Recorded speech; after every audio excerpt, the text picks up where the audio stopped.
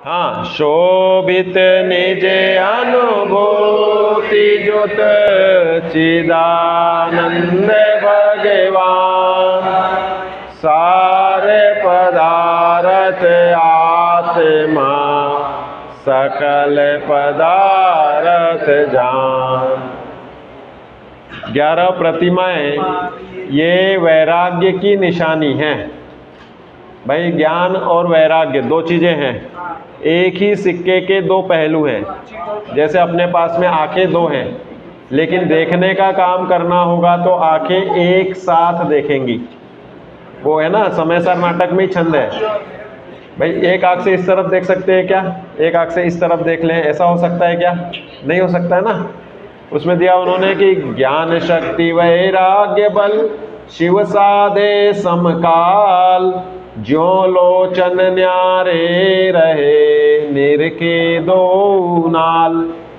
जहाँ मैं ज्ञानानंद स्वभावी आत्मा हूँ ऐसा निर्णय हुआ, वहाँ वैराग्य तत्काल प्रकट हुआ, क्योंकि अनंतानुबंधी चली गई। अब उसमें क्या होता है कि जैसे कहने के लिए आंखें तो दो हैं, लेकिन देखने की क्षमता एक ही डायरेक्शन की है, एक ही गेय को देख सकते हैं हम। एक आंख से दूसरी तरफ और एक आंख से दूसरी तरफ ऐसा नहीं देख पाते हैं। कोई कला डेवलप कर ले तो यूज़ कर सकता है कि एक आंख से इधर का देखे और एक आंख से इधर का देख, कर लो कोशिश, नहीं कर सकते।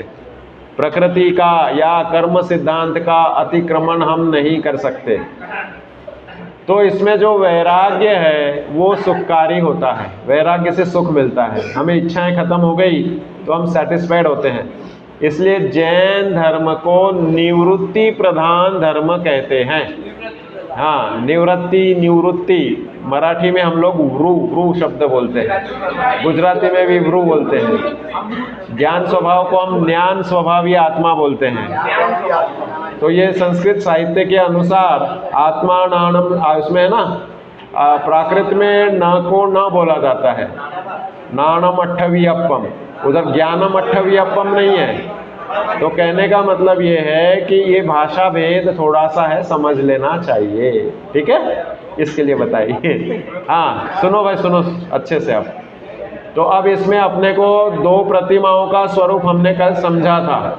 उसमें व्रत प्रतिमा के अंतर्गत जो अनर्थ दंड त्याग प्रतिमा या उसका त्याग हो रहा है, अनर्थ दंड का त्याग, उसे अनर्थ दंड त्याग प्रतिमा नाम नहीं कह रहे। कोई कह दे तो समझ लो व्रत की चर्चा हो रही है।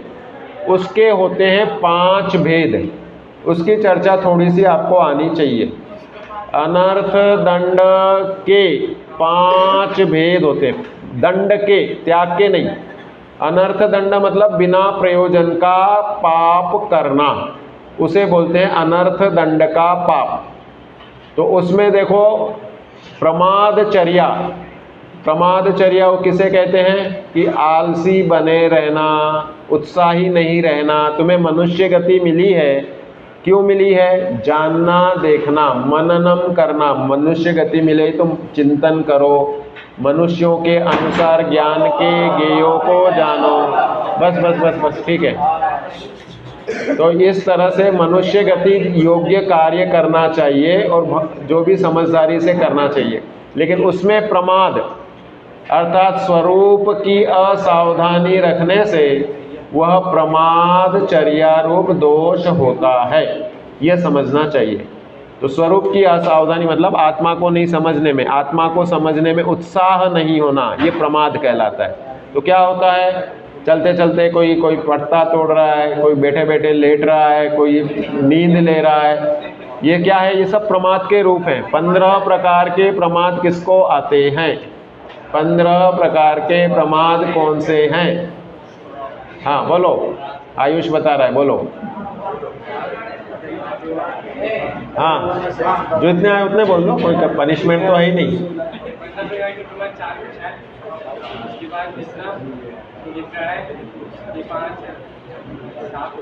देखो 4 विकथा, 4 कषाय, 5 इंद्रियों के विषय, निद्रा और स्नेह, ये टोटल 15 प्रकार के प्रमाद है, जिसमें सभी जीव राशि निद्रा और स्नेह, इन 2 प्रमादों का सेवन आजीवन करती है।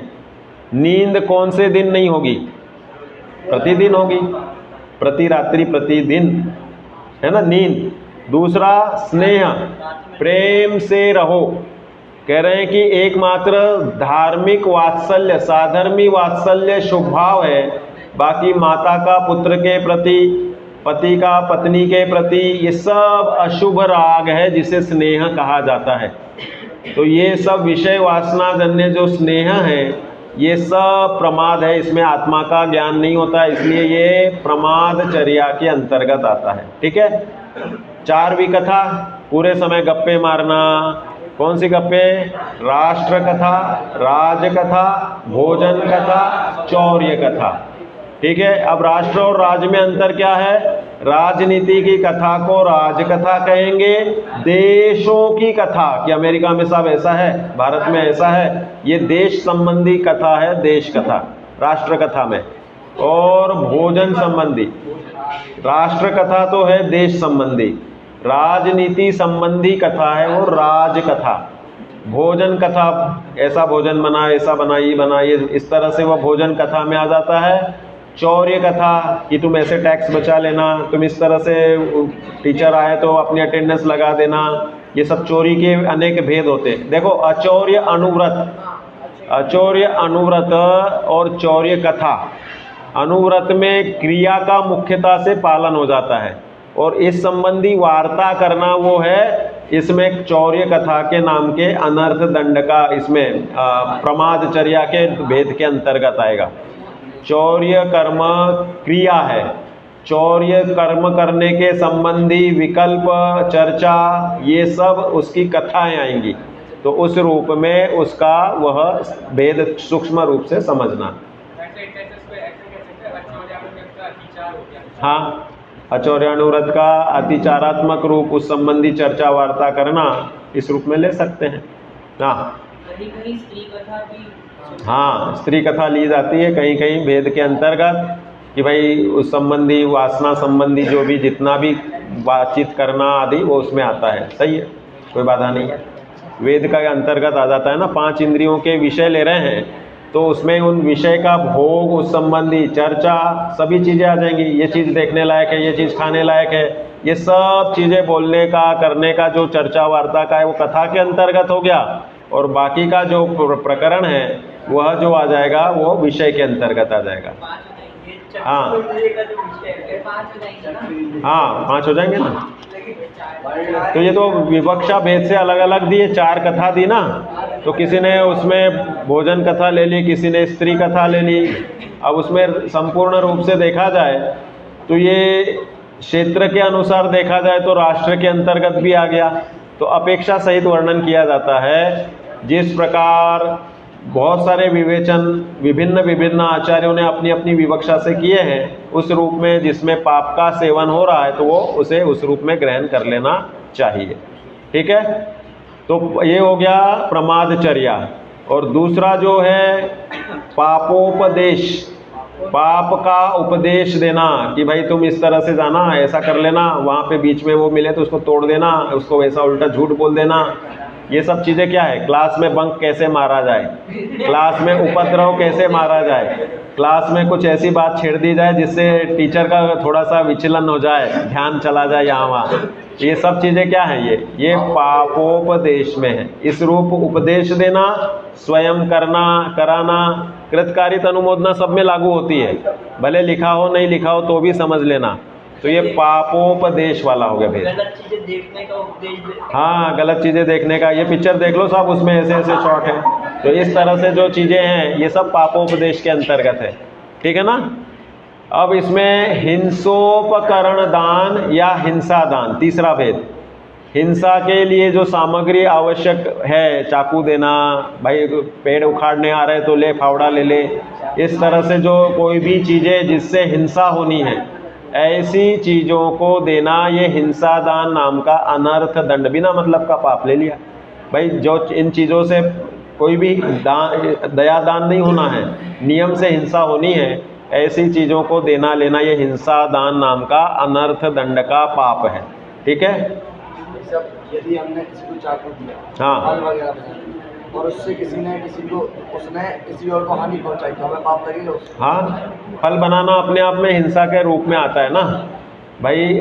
साधारण वनस्पति कायिक या अप्रतिष्ठित वनस्पति कायिक या फिर अप्रतिष्ठित भी क्यों ना हो, आपको अपना भोजन पान करना मजबूरी है, लेकिन उस भोजन पान के निमित्त से होने वाली हिंसक सामग्री देना, वह दूसरे के उसमें हिंसोपकरण दान नाम के अनर्थ दंड में आता है। चक्कू गिफ्ट करना या जो भी, जिनसे मतलब काम एकमात्र हिंसा का ही होगा। अब अपन उसको आवश्यकताओं में ले लेते हैं भोजन आदि में, तो श्रावक की भूमिका में मदद की दृष्टि से या जो भी लेन देन करते हैं उसमें विवेक रखो। और बाकी जो ऐसे आप अजय अब नौकरानी मांग रही है चाकू, तो वो आलू प्याज भी बनाएगी उसी चाकू से, तो आपको वह पूरा पाप लगेगा। इस तरह से समझना। जैसे कोई अपने पास कोई हिंसा उपकरण मांगने के लिए आया, हाँ तो मना कर दो, नाम नहीं देते। हाँ बोलो बोलो। उसको दे दिया, हाँ। वो जाके गलत काम कर रहा, मार रहा, हिंसा। हाँ। अपना भाव ये था कि वो अच्छे काम करेगा इसमें, लेकिन वो बुरे काम नहीं, बोलने तो अच्छे भाव क्या काम करता है। सुनो सुनो सुनो सुनो, हिंसोपकरण, इससे नियम से एकमात्र त्रस या स्थावर की हिंसा ही होगी। आप अपने लिए करते हो मजबूरन है, भोजन करना हमारी मजबूरी है, अशक्यानुष्ठान है, इस रूप में वह हम उससे जो पाप करें वो पाप ही है। उससे कोई ऐसा तो है नहीं कि पुण्य हो गया, मैंने अपने लिए फल बनाए या कुछ किया। आरंभ जितना भी है पाप जनित है, लेकिन हम दूसरे के भी आरंभ के निमित्त बने तो ये एक्स्ट्रा पाप है, अनावश्यक है। तो आप हिंसोपकरण के अलावा बाकी उसको हेल्प कर सकते हैं, ठीक है। हिंसोपकरण हो गया। हाँ हाँ, या इंसानुव्रत के अतिचार में शामिल हो जाएगा, सही है। तो कौन सा रह गया? पापोपदेश हो गया। दुष्श्रुति, दुष्श्रुति मतलब बुरी बातें सुनना, फालतू की बड़बड़ करना, किसी प्रकार से कोई भी ऐसी छल कपट वाली कषाय वाली बातें करना, सुनाना। अरे उस दो जन मिलेंगे तीसरे की निंदा करेंगे, ऐसे अनेक प्रकार की गप्पों में उसे दुष्श्रुति नाम का अनर्थ दंड बोलते हैं। तो ये सब का त्याग करना है। ये प्रतिमा ग्रहण करने वाले इस व्रत प्रतिमा के अंतर्गत वो अपना समय नहीं खोना चाहते, वो सहज ज्ञाता दृष्टा रहकर सुखी रहने की कला सीख ली है, तो उसके अनुसार प्रवर्तन करना चाहते। हो गए 5 हो गए कि 4 हो गए? अपध्यान, 5वां अपध्यान रह गया। अपध्यान मतलब अपन खाली बैठे हैं अकेले, तो कुछ ना कुछ दिमाग में किसी का बुरा करने का, या कुछ मैं आगे चल के ऐसा परिग्रह करूंगा, ऐसी गाड़ी लूंगा, इस तरह से रखूंगा, इस तरह से उसे करूंगा, ये पांचों पाप के संबंध में, हाँ, इसके अंतर्गत जो 5 पापों के संबंध में सोचना, वह अपध्यान नाम का अनर्थ दंड है, ठीक है। तो ये अनर्थ दंड क्लियर हो गया आपको। अब यहाँ पर आगे बता रहे हैं आपको, तीसरे नंबर की प्रतिमा पर अपन आते हैं। व्रत प्रतिमा का अपना पूरा हो गया। शिक्षा व्रत 4 हो धरे यह प्रतिमा चाल। अब यहाँ पर तीसरी प्रतिमा सामायिक प्रतिमा आपके सामने। अपध्यान मतलब बुरा सोचना, अप मतलब बुरा, ध्यान मतलब सोचना। तो इन प्रकार के इसमें सोचना बता दी ना, बुरे सोचने को दुष्श्रुति, पहले का पीछे कहाँ रह गए? दुह मतलब बुरा और श्रुति मतलब सुनना, बुरा सुनना सुनाना, ये दुष्श्रुति नाम के अनर्थ दंड के पाप हैं, ठीक है। अब सामायिक नाम की प्रतिमा की परिभाषा सामने है आपके। तो देखो ये सामायिक है, सबसे बड़ी सुख की अवस्था का नाम सामायिक है। समता रूप से आत्म सन्मुख रहने का नाम है सामायिक। निश्चय सामायिक और व्यवहार सामायिक 2 प्रकार से होती है। व्यवहार सामायिक शुभोपयोगमय होती है, निश्चय सामायिक आत्म सन्मुख रहकर जितनी कषाय चौकड़ी का अभाव है उतना संवेदन करना आत्मा का वो है।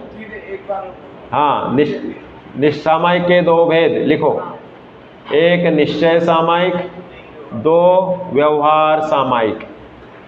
व्यवहार सामायिक शुभोपयोग रूप है। पंच परमेष्टि का स्मरण करना वह व्यवहार सामायिक है, ठीक है। पॉइंट वाइज लिखते जाओ। निश्चय सामायिक समता, निश्चय सामायिक आत्म सन्मुख रहना रूप है। कषाय चौकड़ी के अभाव पूर्वक समता से अनुभव करना उसे निश्चय सामायिक कहते हैं। अब 2 कषाय चौकड़ी का अभाव हुआ है 5वें गुणस्थान वाले को, तो उतने कषाय चौकड़ी के अभाव से जो स्व संवेदन शब्द लिखते हैं आचार्य देव, आत्मानुभूति को दूसरा शब्द देते हैं स्व संवेदन, उस रूप रहना उसे सामायिक कहते हैं। अब देखो इसमें बता रहे द्रव्य भाव विधि संजुगत ये प्रतिज्ञाटे तजी ममता समता गए अंतर्मूरत। अब आगे दूसरा छंद है ये, जो अरिमित्र समान विचारे आरत रौद्र कुध्यान निवारे संयम सहित भावना भावे सो सामायिक वंत कहावे। हाँ देखो अब इसमें बता रहे द्रव्य भाव विधि संजुगत, द्रव्य सामायिक भाव सामायिक। जो हमने द्रव्य सामायिक लिखा है उसे आप व्यवहार सामायिक की परिभाषा में लिख लो। व्यवहार सामायिक को द्रव्य सामायिक कहते हैं। भाव सामायिक किसे कहेंगे? जो निश्चय से सामायिक बताइए आपको, आत्मानुभूति रूप रहना, आत्म सन्मुख रहना। तो द्रव्य भाव विधि से संजुगत मतलब युक्त है। ये प्रतिज्ञा टेक, देखो अंतर कहाँ पड़ रहा है, चौथे गुणस्थान से सामायिक शुरू हो जाती है। चौथे गुणस्थान वाले को आत्मानुभूति हो गई, स्व संवेदन हो गया, अपने में रह करके सेल्फ सेटिस्फैक्शन, सुख हो गया, संवेदन हो गया, तो इसलिए वो सुखी रहना चाहता है। जैसे आपने एक बार अच्छी चीज़ खा ली कोई, तो आपको वो चीज़ मिलती है तो आप बार बार उसे खाना चाहते हैं। ऐसे ही मैं अपने स्वभाव का जब अनुभव कर लिया, सुखी हो गए, तो बार बार सुख लेना चाहते हैं। तो उस सुख के लिए जो जो प्रयास है वो बढ़ाते हैं। तो क्या होता है कि सामायिक का नियम चौथे गुणस्थान में नहीं है। वह रोज सामायिक कर सकता है, नहीं करे तो महीनों नहीं करे, लेकिन सांवत्सरिक, मासिक या पाक्षिक या किसी प्रकार से दैवासिक या रात्रिकालीन, ये सब उसके प्रतिक्रमण के सामायिक के भेद आते हैं। अब सामायिक में 6 कर्म भी आपको बता देते हैं कि सामायिक में 6 कर्मों का अंतर्भाव होता है। किसमें? द्रव्य सामायिक या व्यवहार सामायिक में। उनके 6 कर्मों के नाम लिखो। 1 प्रतिक्रमण, दूसरा आलोचना, तीसरा प्रत्याख्यान, चौथा स्तवन, 5वां स्तुति और 6वां समता। 6 हाँ, पहला तो प्रतिक्रमण। अब प्रतिक्रमण के सामने ही आधी लाइन में परिभाषा लिखो, भूतकालीन दोषों की क्षमा मांगना। हाँ, आलोचना वर्तमान कालीन, हाँ लिखते जाओ, वर्तमान कालीन दोषों की क्षमा याचना, वह है आलोचना।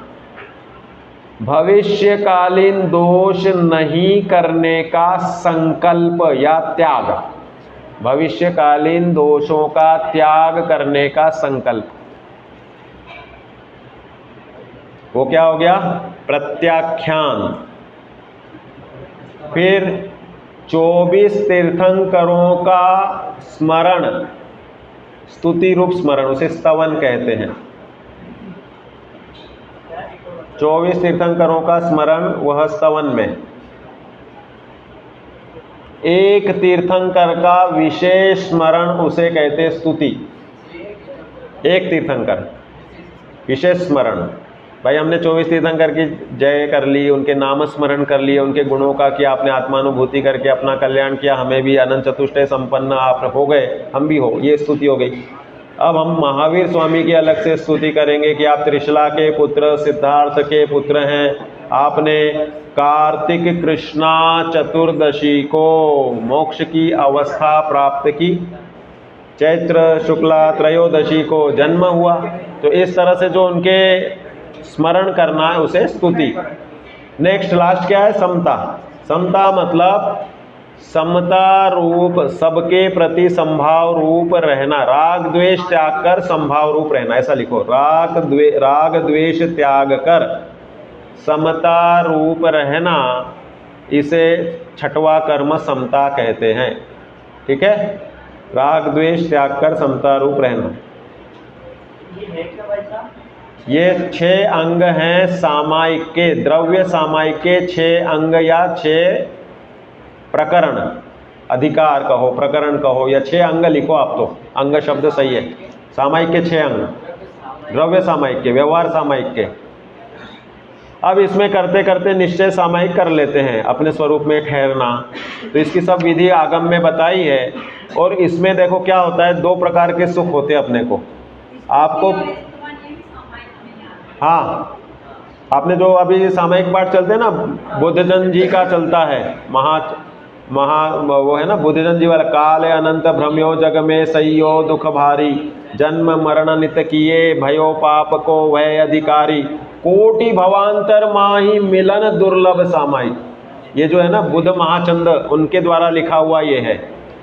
तो ये सामायिक पाठ में 6 कर्म दिए। इसी 6 कर्म को बहुत सारे सामायिक पाठ मिलते हैं। एक सहजानंद जी वर्णी ने लिखा है, और उन्होंने थोड़े से अंग बदल देते हैं, वो क्षमा याचना भी लगा दिया उनने उसमें। और इसके सिवाय नयन सुखदास जी ने सामायिक चालीसा नाम से 40 छंद लिख दिए, और उसके चालीसा में वो लिखते हैं कि भाई एक घड़ी आधी घड़ी, एक पलक छिन एक, जो सामायिक आदरे छूटे पाप अनेक। सामायिक की महिमा इसलिए की जाती है कि जब तक आप आई एम सॉरी ये नहीं बोलते हो, तब तक आपको वो पाप लगा हुआ रहता है। जब आपको अंदर में वो हो गया कि मैंने गलत किया, अपनी गलती का एहसास करके अगर आप माफ़ी मांग लेते हो, तो उस पाप को बहुत अंश में आप निर्जरित कर देते हो। ये विशेष बात है। इसलिए नयन सुख दास जी ये कांडला के थे, अभी के हुए हैं ये, और इन्होंने 12 मासा भी लिखा है बहुत सुंदर, जो सुमत जी लेते हैं। ये 20वीं शताब्दी में हुए, अभी के 1936-47 के आसपास के थे। हाँ,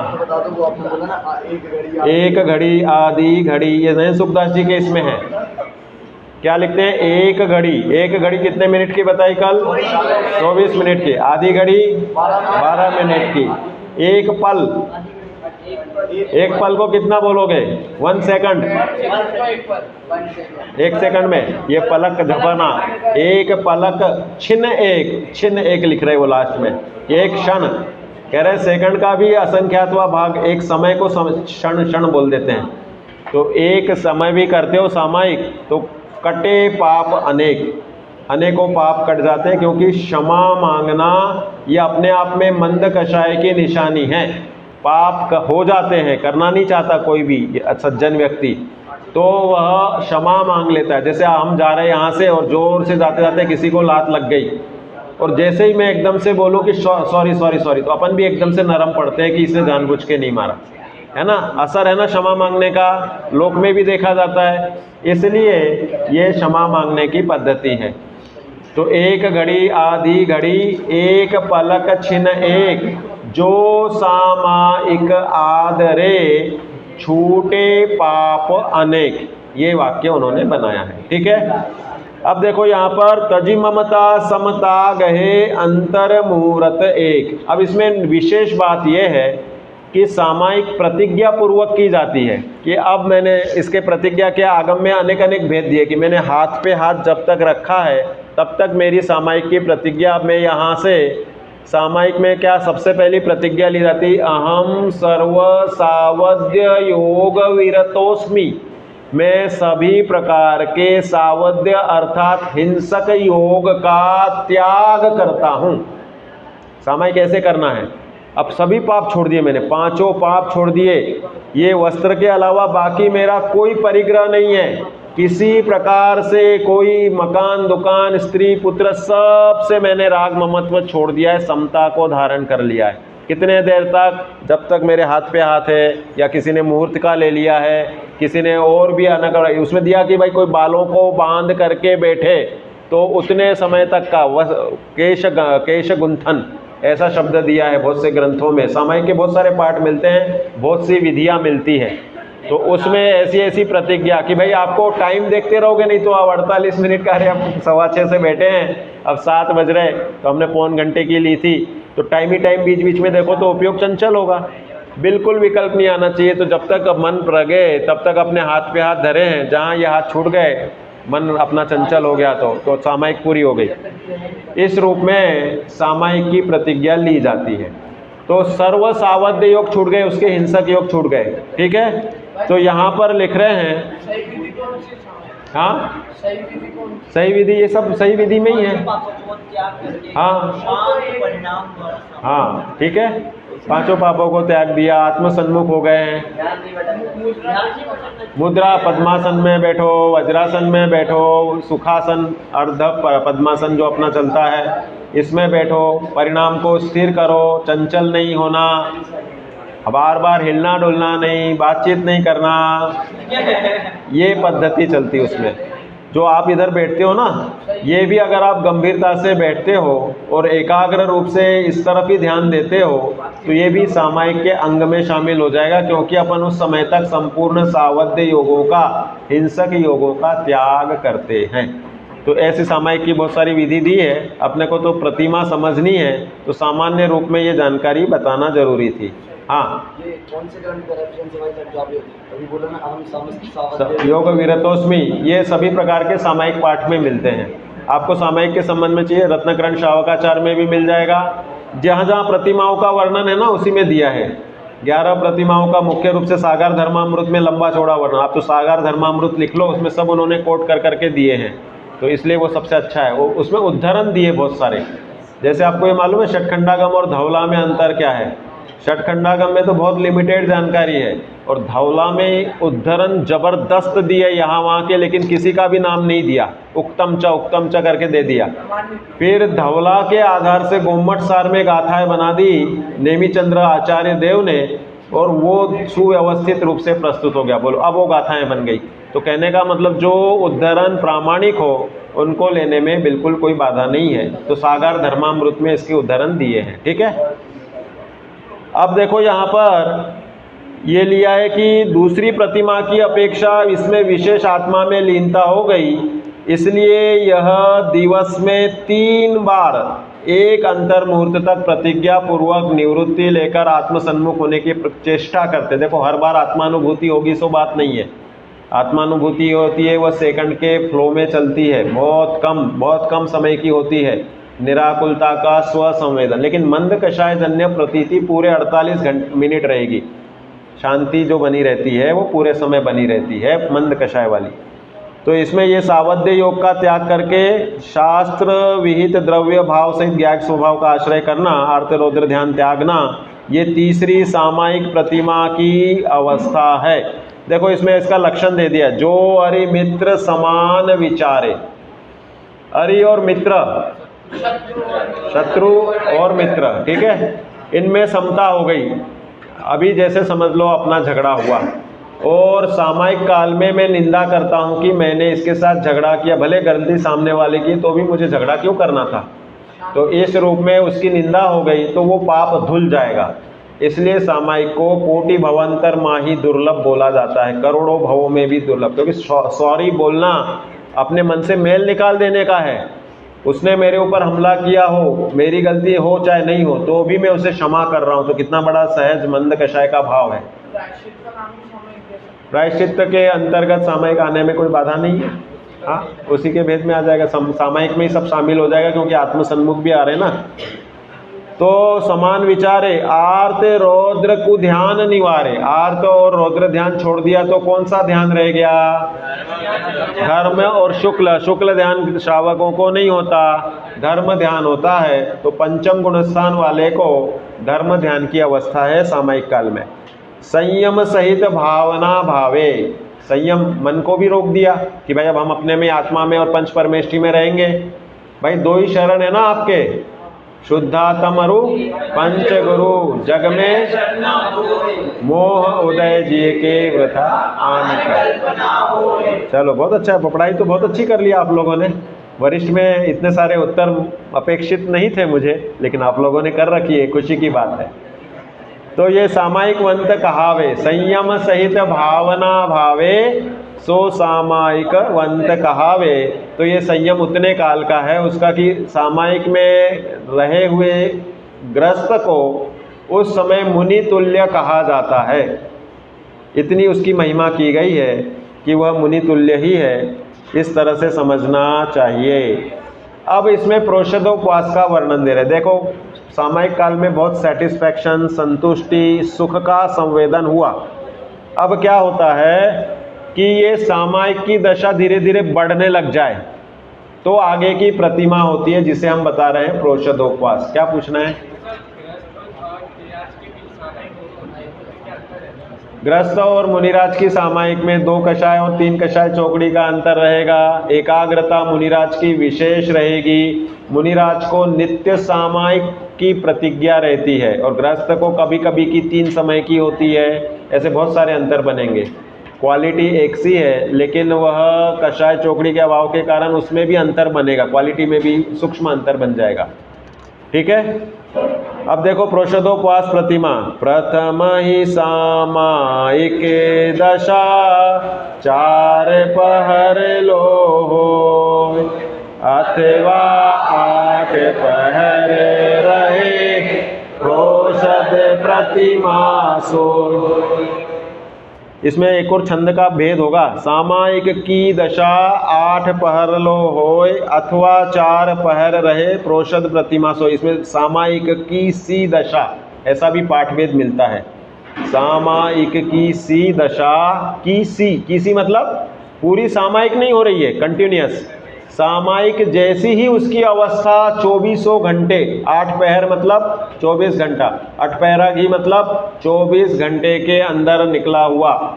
8 पहरा शब्द आता है ना। हमें कब उठना चाहिए? रात्रि के पिछले प्रहर में। प्रहर मतलब 3 घंटा। सूर्योदय के 3 घंटे पहले उठना चाहिए, उसे कहते हैं ब्राह्म मुहूर्त। सूर्योदय कितने बजे होता है? अभी 6 बजे हो रहा है क्या? तो 3 बजे उठना चाहिए। फिर किसी ने इसमें करेक्शन किया कि सूर्योदय के 1 मुहूर्त पहले कम से कम उठना चाहिए। अब ये प्रैक्टिकल हो गया। प्रमादी के लिए। तो फिर लिखते हैं कि भाई 1 प्रहर से लेके 1 मुहूर्त तक की बीच की अवस्थाओं में उठ जाना चाहिए, जिसकी जैसी भूमिका हो। तो मुनिराज की तो निद्रा बहुत कम चलती है, तो वे अंतिम प्रहर के लिए बहुत ही अल्प निद्रा लेते हैं। भूमाही, पिछली, रयन में, कछु बहुत कम निद्रा लेते हैं। तो इस रूप में यहाँ पर बोल रहे कि जब समता पूरे दिन भर रहने लग गई तो खान पान आदि का उधर एक्सर्शन है ही नहीं ना। देखो हम 2 प्रकार के एक्सर्शन कहो या श्रम, मेहनत, एक तो शारीरिक होती है, दूसरी होती है मानसिक। जिनकी मानसिक मेहनत होती है उनको रेस्ट की ज़रूरत ज़्यादा होती है। जिनकी शारीरिक मेहनत हो तो वह तो आहार, हवा, पानी, सूर्य की रोशनी से पूरी हो जाती है। जो शरीर की थकान है वो पुद्गल से ठीक हो जाती है, लेकिन आत्मा की थकान जो मन जनित होती है संकल्प विकल्प से, संक्लेश विक्लेश से, वह तो आत्मानुभूति से ही दूर होती है। इसलिए सामायिक दशा वालों को थकान नहीं होती, तो इसलिए उनको विशेष आहार की भी ज़रूरत नहीं है, निद्रा की भी ज़रूरत नहीं है और आनंद रस का सेवन करते हैं। तो सामायिक की सी दशा 4 पहर लो होय। 4 पहर मतलब 12 घंटे रात्रि को कौन कर रहे, अथवा 8 पहर रहे मतलब दिन रात। तो प्रोषद प्रतिमा होय, उसे प्रोषद प्रतिमा कहते हैं। इसमें तो आहार की तो बात ही नहीं आई है ना, जो हम प्रोषद के लिए कह रहे हैं। तो यहाँ पर देखो बता रहे हैं कि जहाँ प्रोषद प्रतिमाधारी श्रावक ज्ञायक स्वभाव में श्रद्धा ज्ञान पूर्वक लीनता होती है, तो कम से कम मास में 4 बार मतलब अष्टमी चतुर्दशी आहार और सर्व सावध्य योग का त्याग करता है, उसे प्रोषदोपवास प्रतिमाधारी कहते हैं। कि संपूर्ण रूप से सावध्य योगों का त्याग, इसका नाम है सामायिक। वो सामायिक की एक्सटेंशन हो जाना, बढ़ना, उसका नाम है प्रोषदोपवास। तो इसलिए वह आहार आदि का त्याग करके उपवास की प्रतिज्ञा लेता है संसार शरीर भोगों से अनासक्त होने के कारण। तो उसे वह प्रोषदोपवास प्रतिमाधारी श्रावक कहते हैं। प्रोषदोपवास में उपवास शब्द का अर्थ विशेष है कि उप माने आत्मा, वास माने समीप, ठहरना। प्रोषद कि भाई विशेष रूप से, प्रकृष्ट रूप से, सामायिक पूर्वक या आत्मज्ञान पूर्वक उपवास का ग्रहण करना। और प्रोषद की प्रति बताते हैं विधि कि भाई पहले दिन आहार लेने के बाद उस दिन आहार नहीं लेना, एकाशन, दूसरे दिन उपवास, तीसरे दिन एकाशन, उसे प्रोषद नाम का कर्म कहते हैं। तो इस तरह से यह प्रोषदोपवास नाम की प्रतिमा का स्वरूप बताया। अब देखो इसमें ये उपवास के नाम की परिभाषा का श्लोक भी दिया, पेज नंबर 26 पे देख लो एक बार। कषाय विषय आहार त्यागो यत्र विधीयते उपवास सविज्ञेय शेषम लंघनकम विदु। किस 3 चीज़ों का त्याग होना चाहिए? कषाय, विषय और आहार। अब लोग आहार त्याग करके इतिश्री करते, वो उचित नहीं है। विषय और कषाय इनका भी त्याग होना चाहिए। तो यथार्थ रूप से उपवास है और आहार का स्वरूप करके कि भाई प्रोषद पूर्वक कर रहे हैं, इस रूप में प्रोषदोपवास उसे कहते हैं। अब 5वें नंबर की प्रतिमा, ये धीरे धीरे उत्तरोत्तर शुद्धि बढ़ती जा रही है। 5वें नंबर की प्रतिमा का नाम है सचित्त त्याग। देखो अब अधिकांश प्रतिमाओं का आप स्वरूप समझोगे ना, तो शुरू में आहार का संबंध रखने वाली, चर्या का संबंध, आहार और विहार को नियंत्रण करने का नाम है प्रतिज्ञा। देखो नई नई परिभाषा बताता हूं मैं। आहार विहार को नियंत्रण करने का नाम है प्रतिज्ञा। कैसे? तो कह रहे हैं कि भाई अब ये सचित्त त्याग है, प्रोषदोपवास है, ये दोनों प्रतिमाएं आहार को नियंत्रण करने वाली है और बाकी की प्रतिमाएं जो हैं वे विहार, मतलब निवृत्ति लेकर के, दर्शन में तो समझ लो सम्यक दर्शन का ही परिणाम है। व्रत में उसमें विहार की निवृत्ति हो गई, व्रत दोनों में आ गया, आहार में भी आ गया, अहिंसानुव्रत में आहार की शुद्धि, अहिंसक पदार्थ का सेवन, तो इस रूप में वो दोनों में आ गई। सामायिक में क्या हो गया? आवागमन आदि का त्याग हो गया, आहार का भी त्याग हो गया सामायिक काल में। सचित्त त्याग में आहार की विशेष, प्रोषदोपवास में आहार का त्याग हुआ और परिणाम सुधारना तो है ही। और सचित्त त्याग में, प्रोषदोपवास में गमनागमन कर सकता है, वो तीर्थ क्षेत्र पे रह सकता है, मंदिर में निवास कर सकता है, इस तरह से प्रोषदोपवास में गमनागमन का निषेध नहीं है। सचित्त त्याग में पुनः आहार का वर्णन आ गया कि भाई हरित काय को किस तरह लेना या पूरी त्याग देना, ये प्रतिज्ञा इसमें ली जाएगी।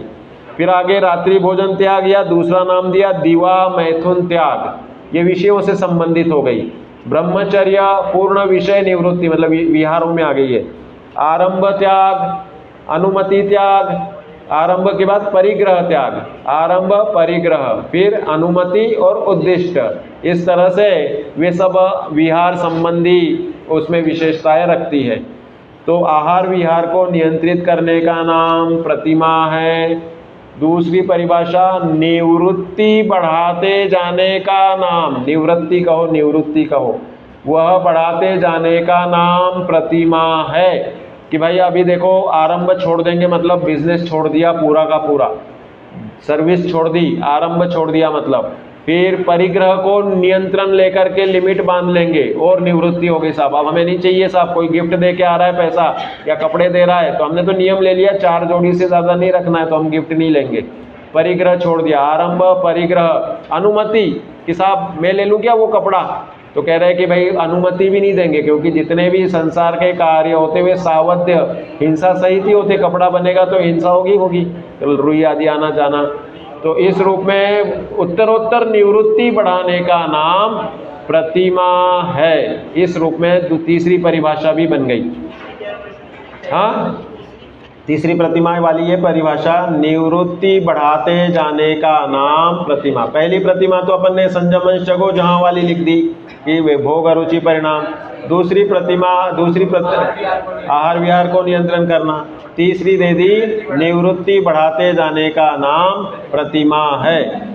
अब सचित्त त्याग प्रतिमा में देखो आपके सामने परिभाषा दी है जो सचित भोजन तजे, पीवे प्रासुत नीर, सो सचेत त्यागी पुरुष, पंच प्रतिज्ञा गिर। देखो यहाँ पर बता रहे हैं पांचवी प्रतिज्ञा का नाम है पंच प्रतिज्ञा गिर।